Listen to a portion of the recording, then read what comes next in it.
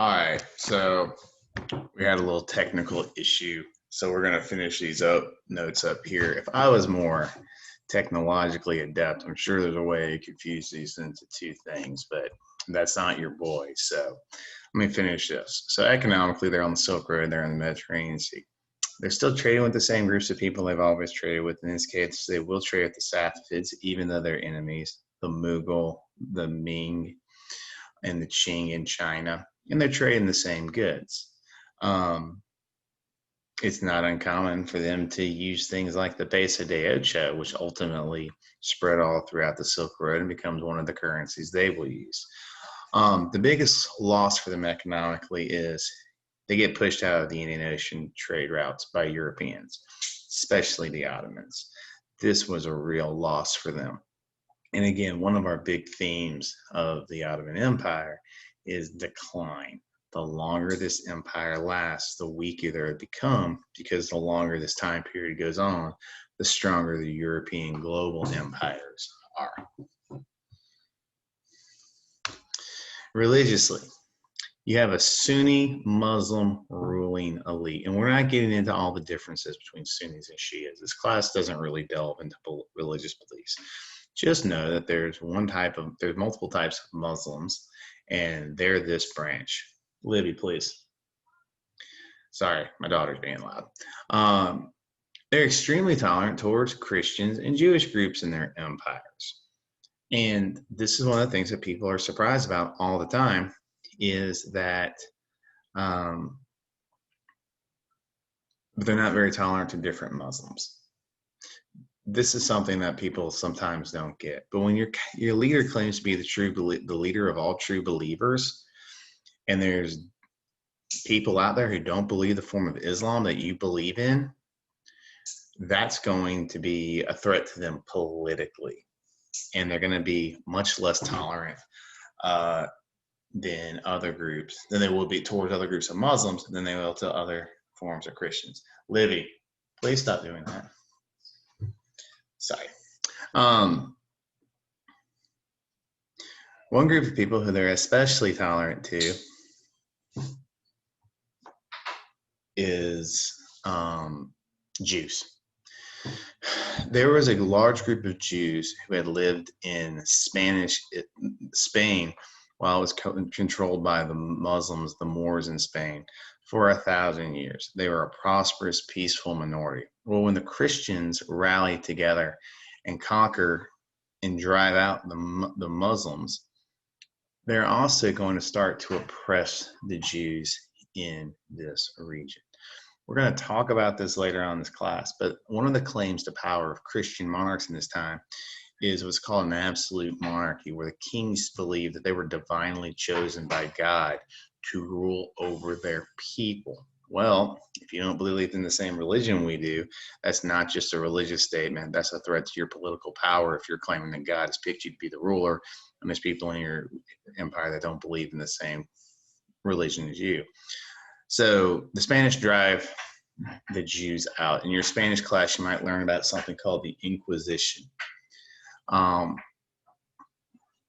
Spanish Inquisition is going to be a really brutal thing that drives out Muslims and Jews against their will. Well, many of the Jews escaped to the Ottoman Empire, where they're allowed to be peaceful and prosperous and good members of Ottoman society for hundreds of years. They're going to settle in diasporic communities, oftentimes in major Ottoman cities, all throughout their empire. One of the systems that you need to know in the Ottoman Empire is the millet system. The millet system is a system that the Ottomans give groups of people that they've conquered a large amount of self-rule, as long as you're peaceful, and as long as you obey Ottoman laws, and as long as you pay the jizya. And because of this system of tolerance and self-rule, many groups of people, different groups of Jews, different groups of Christians, are able to live in this empire for long periods of time peacefully. Socially, during the reign of the Ottoman Empire, women possessed a degree of freedom under Islamic law that was pretty exceptional for the time. Women could own land. Women could go to courts on their own without consulting a male. They could file for divorce. Elite women, it wasn't uncommon for them to have an education in religious and scholarly fields, and in some instances to even be financially independent. How free you were as a woman depended upon your class and your religious beliefs. I don't want you to get into your head that they're not patriarchal, because the Ottomans are very patriarchal. What we're saying is that judging them by the standards of the time against other groups of Muslims, they're much, much, much less patriarchal. One of the problems is you saw me just skip over the innovations. They don't really have any. This is one of those shifts in period 2. In period 1, it was all about, hey, lots and lots of Muslim stuff is always at the forefront of innovations. That's changed now. And that's changed because now the innovations are going to take place by these European global maritime empires. And it's causing a really, really, really big shift. And this is part of why the Muslim world will regress. However, their art and architecture is still beautiful. They're still building examples of monumental architecture. I have already shown you the Blue Mosque, but I do want you to know that it's actually the Ottomans in period 2 who built this. So monumental architecture is still a thing. And I've told you before, this right here is one of my very favorite buildings in world history. And one day I do hope to get the opportunity to visit it. Now, that was the Ottomans. Now we're going to talk about the last of our 3 big land-based empires that are Muslim, the Gunpowder empires, and that's the Mughal. Mughal is Persian or Mongol. The Mughal were a tribe of Mongols that, after the collapse of the Mongol Empire in period 1, lived in Afghanistan. These people will conquer South Asia. This group of Mongols in period 2, still using horses, but now using guns, gunpowder, and cannons, is going to invade South Asia, which was very politically divided at this point. This is going to be the first time that India will be ruled by an outside group, these outside foreign invaders. Now, one of the things you need to know about the Mongols is they're Muslim. This was one of the Mongol groups that had converted to Islam. So now you have an ethnic division in leadership, foreign Mughals ruling over South Asian natives, but you also have religious differences. You've got a Muslim minority ruling over a largely Hindu majority. Originally, this relationship's going to work out okay. Early in the Mughal period, around 1600, they have their most famous and powerful emperor in their time period. His name was Akbar. Akbar was an individual who was known for his tolerance and inclusion. Many people, including myself, don't really believe that his religion was the most important thing in the world to him. He was much more concerned about having a political system that was effective than he was about religious beliefs.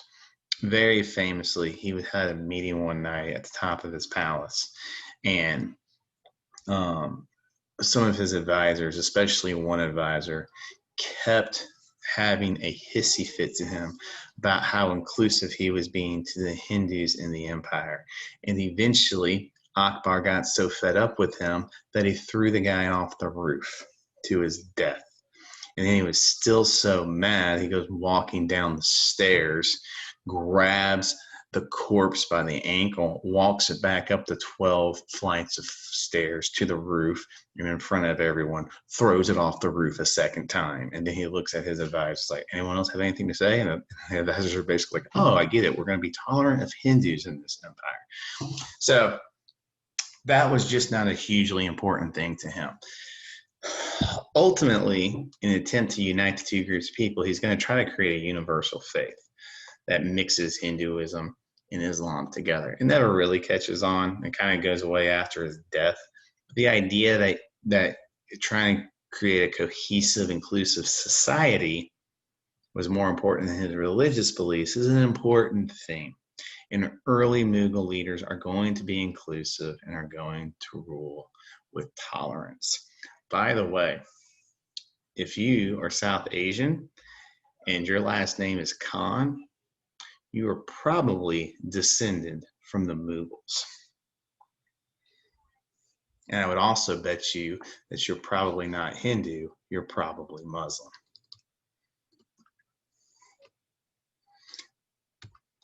Politically, traditional ruling systems, they're inclusive. They include Hindu leaders. They are tolerant of Hinduism, at least originally to some extent.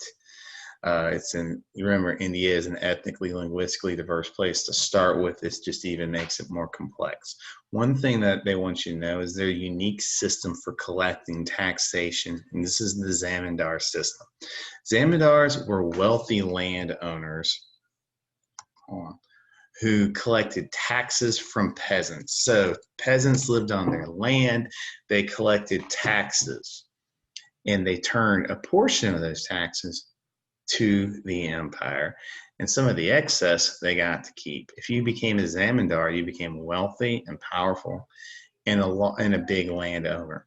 Zamindars could be replaced, though. It was a hereditary position until you made the emperor mad, and then he could replace you. But zamindars came from both religious faiths, and many, many Hindu zamindars became very wealthy off this system, and this wealth that they achieved off this system made them more loyal to this empire, even though the leadership practiced a different faith than they did.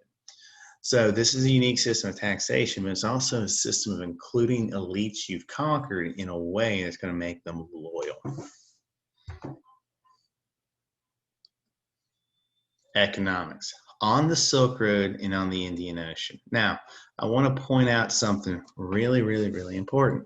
You might say to Quattro, if they're on the Indian Ocean trade, how come we don't consider them a maritime empire? And the answer is, in this time period, Mughal merchants are not leaving the Indian Ocean by sea. Europeans are coming to them. They're not going overseas. They're not going to in colonizing places. That's what the difference is going to be with them. Now, because they have access to trade with European groups, they are much, much, much more likely to get Columbian exchange ideas and foods and other stuff earlier than someone like the Ottomans. One of the things I want you to understand is Europeans and trade posts in trade posts in South Asia. They have those trade posts because the Mughal allowed them to. The Mughal saw it as beneficial to have different groups of Europeans with small ports on their coast who desperately wanted to buy South Asian luxury goods. And these Europeans, because they were competing for it with each other, were forced to pay the Mughal a better price. Now, here's the big, big, big theme about this. I cannot emphasize this enough, and I really need you to get this. Europeans are not going into the Mughal Empire guns blazing, forcing them to open up the trade. The Mughal are too strong. The Mughal Empire has tens and tens of millions of people in it with guns. As long as South Asia is politically united, Europeans cannot go in there and force their way into South Asia. And it's a very, very subtle difference, but you need to understand this. Many of you know what's going to happen to India down the road. That's a down the road thing. And that's not until this empire collapses that South Asia becomes vulnerable to European invasions in the next time period. Their big exports are still textiles and spices, cotton, textiles, and spices. That just doesn't change. Now, religion. You have a majority Hindu population who are native groups of people being ruled by a Muslim elite who are the minority. It's a tenuous relationship. Before approximately the first 100 years of the Mughal period, I would say roughly 1550 to 1650, things were fine. Things were going well. One of the things that's interesting is in this time period, a new world religion is created. I think it's the 5th most widely practiced religion in the world today, even though you mostly only see it in South Asia, and that is Sikhism. Sikhism is going to have a significant minority following.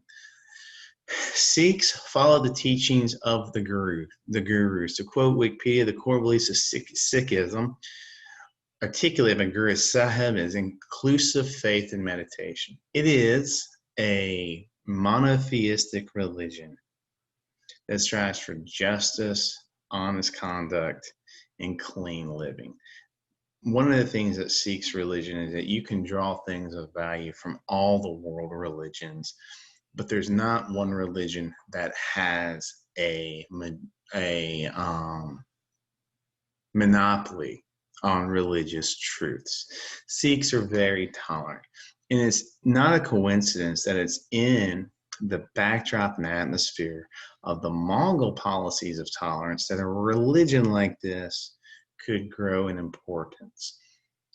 By the end of this period, Sikhs are a small group of people in India, but they are an important minority belief system. So you're going to see now our 3rd major belief system in this class created in South Asia.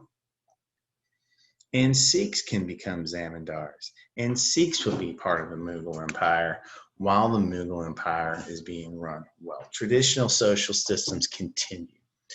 Patriarchy, the caste system. The caste system really adopts the ideas, it adopts and includes new groups of people really quickly. You would think that the caste system may come under threat with the rise of an outside group of people. It actually doesn't.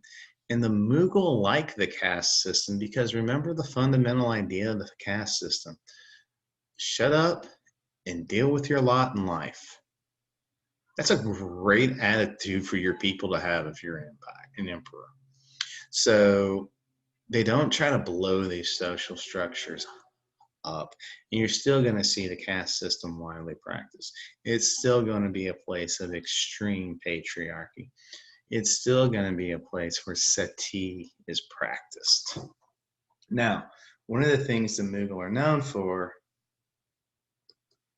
is their art and their architecture. This is the most famous building in the history of the Mughal period. This is Taj Mahal.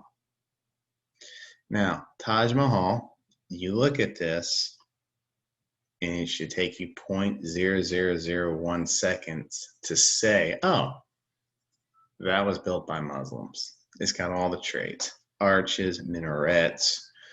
If you look a little closely, you see domes. You even see Arabic calligraphy on it. This is a mausoleum. This is a tomb built by a Mughal emperor originally for his wife. There's actually some speculation that the original intent was to build 2 identical brick for brick Taj Mahals, one in white for his wife, and then on the other end of this waterway, like on the side where you're seeing this from, and one in black for the actual emperor himself. And that this waterway was supposed to connect this emperor and his wife through life and through death. Now you might say, oh, what a beautiful story. Okay, here's another perspective on this. What a massive waste of government revenues.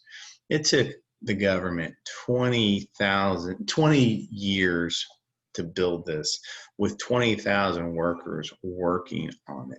Think about all the costs and expense that this entailed. And for something as simple as just building a tomb. How do they pay their workers for this? I told you this earlier. They were going to pay them in the peso de hecho. So they're going to have to acquire silver and lots of it to be able to pay for this. And what are they giving up for Spanish silver? Their precious luxury goods. So sure, on one hand, you could say, what a romantic idealist. On the other thing, you could say, what a self-centered egotist that he would do something like that. This is just someone who wants to be remembered throughout time.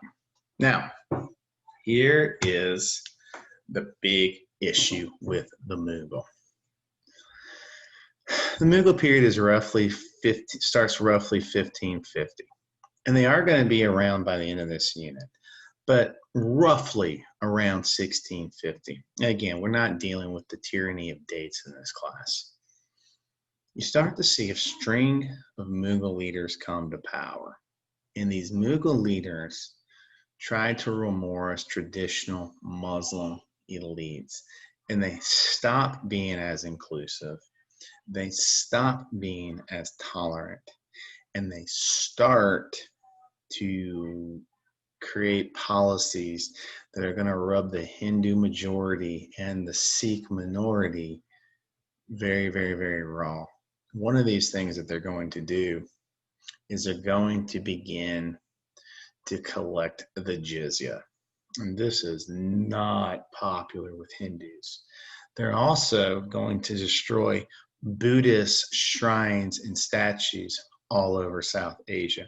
And while most of India is not Buddhist, these are seen as really precious and important religious areas. They were respectful to them. The Hindus respected these areas and were offended deeply when these temples and shrines either get destroyed or raided by the Mughal.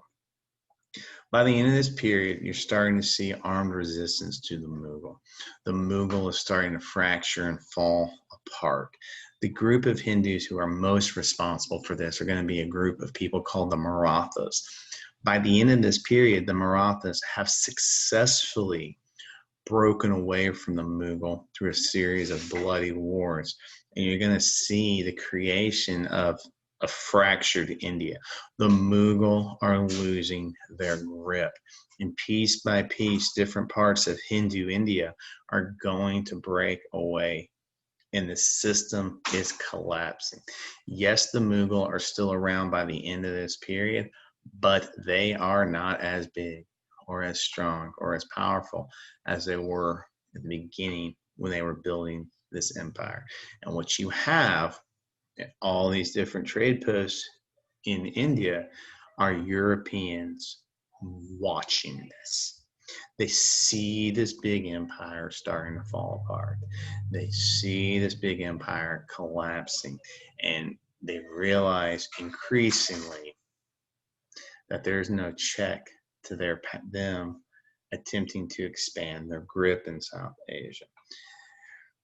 The weakening of the Mughal are going to open a door for Europeans. And in the start of the next period, different groups of Europeans are going to eagerly walk through that door. But the foreshadowing of this is coming, and it's going to have serious ramifications for South Asia. All right, so those are our gunpowder empires. I'm sorry that these last two videos were a little spazzy because I had some internet issues, but hope you guys are doing well. And I will give you guys your work to do live in just a second. You'll have a great day.